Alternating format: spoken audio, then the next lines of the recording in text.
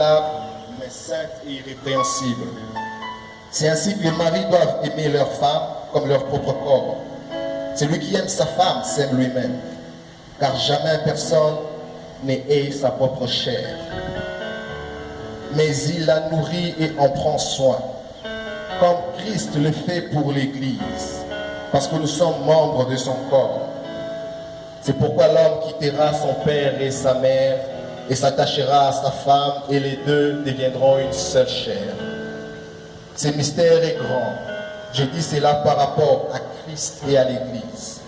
Du reste, que chacun de vous aime sa femme comme lui-même, et que la femme respecte son mari. Éphésiens chapitre 5, versets 22 à 33.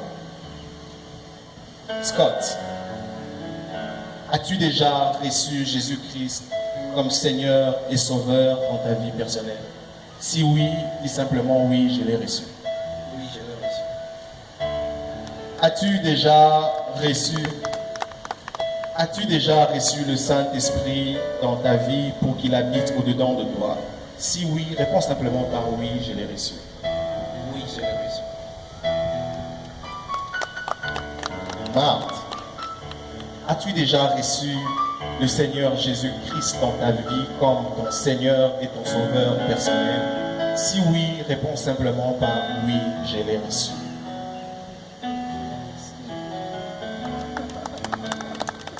As-tu déjà reçu le Saint-Esprit dans ta vie pour qu'il habite au-dedans de toi? Si oui, réponds simplement par oui, je l'ai reçu.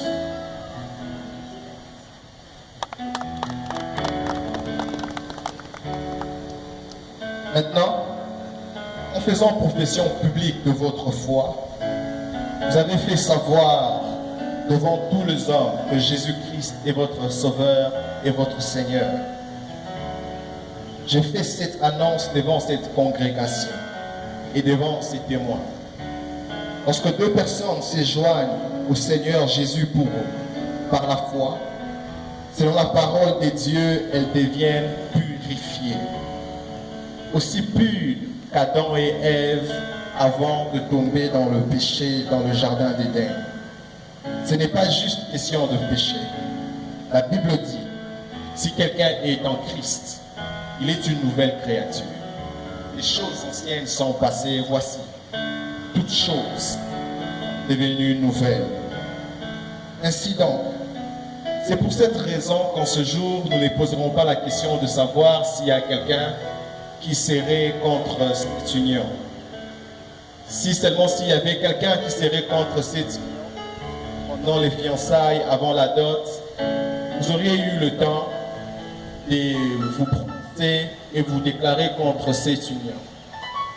Dès lors qu'ils sont en Christ, ils sont tous deux nouvelles créatures. Les choses anciennes sont passées et dès à présent, toutes choses sont nouvelles. J'ai une parole pour le témoin en ce jour. Chers témoins, Jésus dit dans Matthieu, le chapitre 18, « Je vous dis encore que si deux d'entre vous s'accordent sur la terre pour demander une chose quelconque, elle leur sera accordée par mon Père qui est dans les cieux. » Matthieu 18, verset 19. Chers témoins, vous n'êtes pas ici juste par tradition. Vous êtes ici pour un objectif sérieux. Témoigner à jamais de l'union miraculeuse qui se produit en ces jours et ajouter votre accord devant Dieu. Ne modifiez jamais cet accord. À partir de ces jours, peu importe ce qui se passe, vous êtes d'accord avec cette union.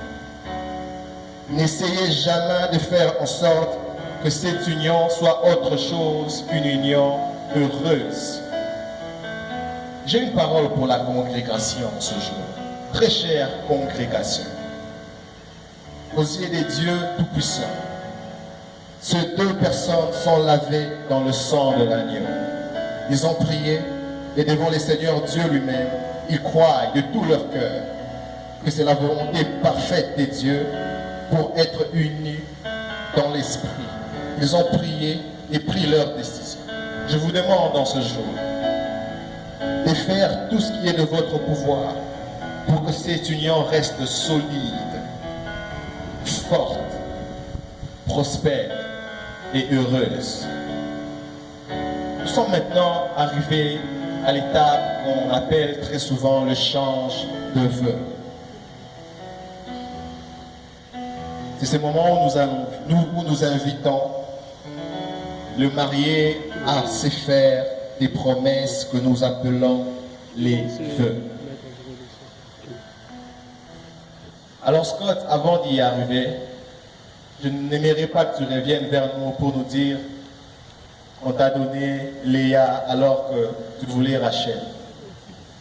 Avant de t'avoir, Marc est en train de rire.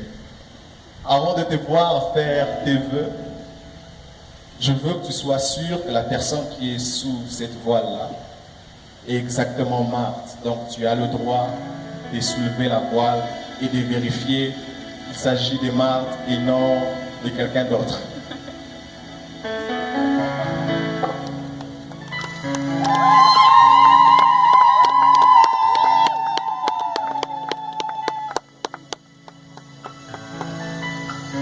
Parfait.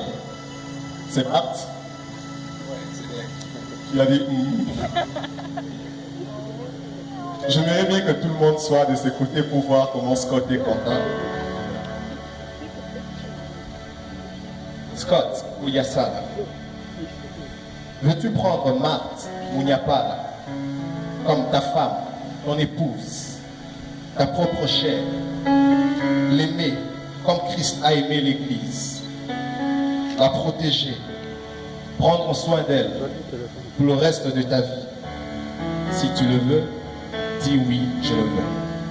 Oui, je le veux.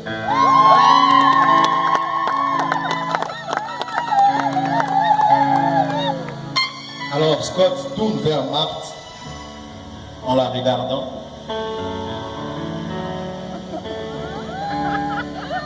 Et tu la feras la profession de ta foi en la disant: moi, Scott Kodiasala. Moi, Scott Kodiasala. Moi, Scott Kodiasala. Selon la parole de Dieu, je quitte mon père et ma mère. Je me joins à toi pour devenir ton mari, ton épouse, ton chéri. Et ces moments pour t'aimer et protéger jusqu'à ce que le monde nous aime. Au nom de Jésus.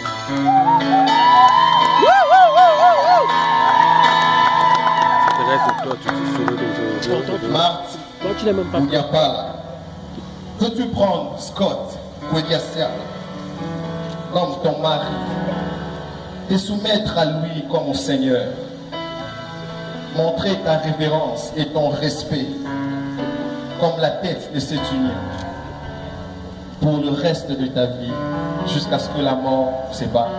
Si tu le veux, dis simplement oui, je le veux. Oui, je le veux.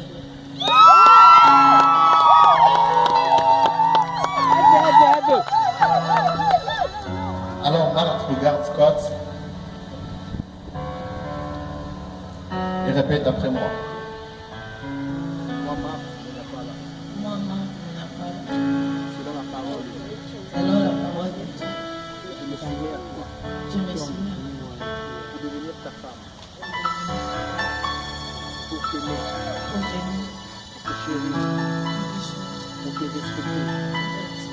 Dès ce moment, la vie de mort.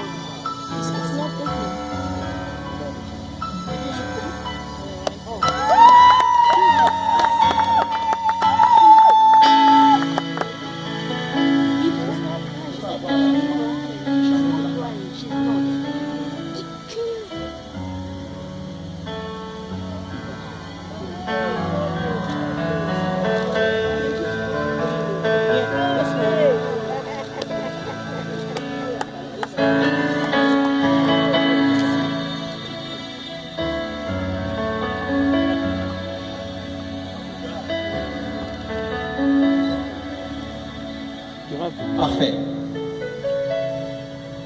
Nous allons prier encore, une fois de plus, Père.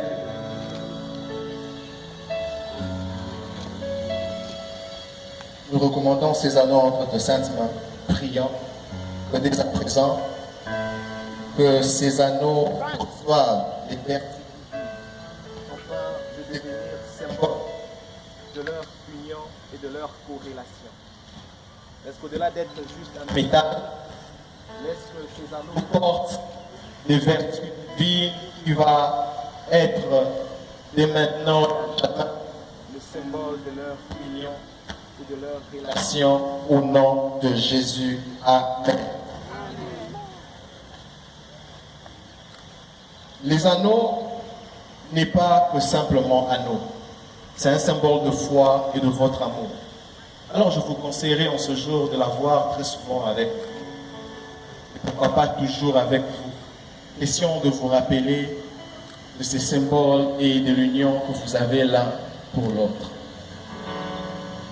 J'aime le fait que cet anneau est fait en métal, métal précieux.